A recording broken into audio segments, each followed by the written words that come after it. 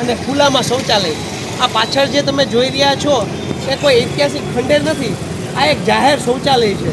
અને આ આવા ધમધમતા વિસ્તારમાં જાહેરના જે શૌચાલય છે એની તમે હાલત જુઓ. ઇવન પુરુષોને પણ અહીંયા જવું હોય તો બે વાર વિચાર થાય.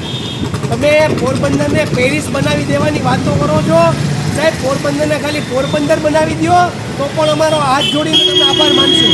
તમે કરોડોના ગેટ અને 35-38-40 લાખના ઓલા મોરલાવાળી લાઇટો નાખો છો. અહીંયા કોઈ બેન દીકરીઓને જો વોશરૂમ જવું હોય તો અહીંયાનાથી 300 થી 400 મીટર સુધી કોઈ સુવિધા પાયાની છે નહીં. વોશરૂમ તો બે વાર વિચાર કરે એટલી હદે આવું શૌચાલય છે. તો આ અમારી પાયાની સુવિધા છે, પૂરી પાડો. અમારે કરોડોના ભ્રષ્ટાચારના ગેટ અને જે આ રોડ ઉપર જે ડામર ખોટા પાથરીને નાટક કરો છો, મહાનગરપાલિકા એ બંધ કરે અને વહેલામાં વહેલી તકે આ શૌચાલયનું નવીનીકરણ કરે.